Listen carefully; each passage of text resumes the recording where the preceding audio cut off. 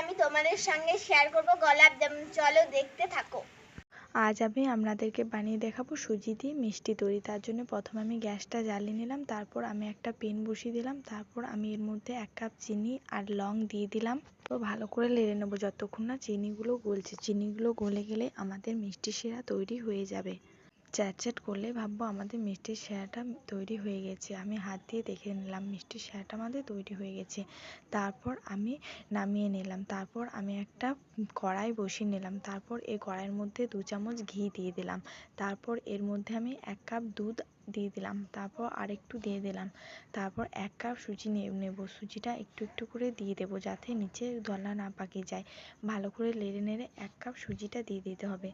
1 cup সুজি নিয়েছি, কারণ 1 কাপ দুধ নিয়েছিলাম, তাই 2 কাপ দুধ নিলে 2 কাপ সুজি নেবে। আমি বড় কাপে 1 কাপ দুধ নিয়েছিলাম, তাই ছোট কাপে 1 কাপ সুজি নিয়েছিলাম। তারপর আমার মিষ্টি দেখো ভালো করে নেড়ে নেড়ে নিচ্ছি, আমার তৈরি হয়ে গেছে মিষ্টি। তারপর আমি এটাকে ভালো করে নামিয়ে নিচ্ছি ডিশের মধ্যে নামানো হয়ে গেলে আমি এটার মধ্যে 1 চামচ আটা দিয়ে দিলাম।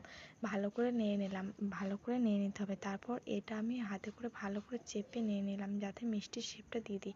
আর আটাটা দিলাম যাতে মিষ্টিগুলো ভেঙে না যায়। তো গোল গোল করে মিষ্টির শেপ দিয়ে নেব। মিষ্টির শেপ দিয়ে দিলে আমাদের মিষ্টিগুলো তৈরি হয়ে যাবে। তো মিষ্টিগুলো দেখো এক ডিশ আমাদের এক্ষুনি তৈরি হয়ে যাবে দেখতে দেখতেই। দেখো কত স্পিড দিয়ে আমি ভিডিওটা বানিয়েছি, দেখবে পুরো ভিডিওটা। মিষ্টিগুলো দেখো আমার তৈরি হয়ে গেছে এক ডিশ। তারপর আমি একটু তেলে ভেজে নিচ্ছি, গরম তেলে ভালো করে ভেজে নেওয়ার পর মিষ্টিগুলো আমি এই গরম তেলের থেকে ভাজা হয়ে গেলে আমি ওই মিষ্টির শিরাটা যেটা তৈরি করে রেখেছিলাম ওই মিষ্টির শিরাটাতে দিয়ে দিতে হবে। মিষ্টির শিরাটা না আমি তোমাদেরকে দেখানো হয়নি, মিষ্টির শিরাটা তৈরি হয়ে গেছিলো। তারপর আমি নামিয়ে নিয়েছিলাম, ওর মধ্যে একটা একটা করে দিয়ে দিয়েছি। তো আমাদের মিষ্টি তৈরি হয়ে গেল।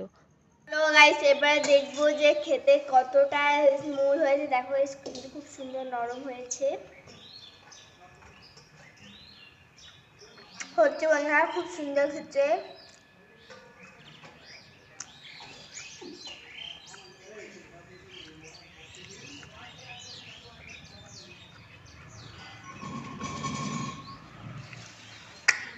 দারুণ।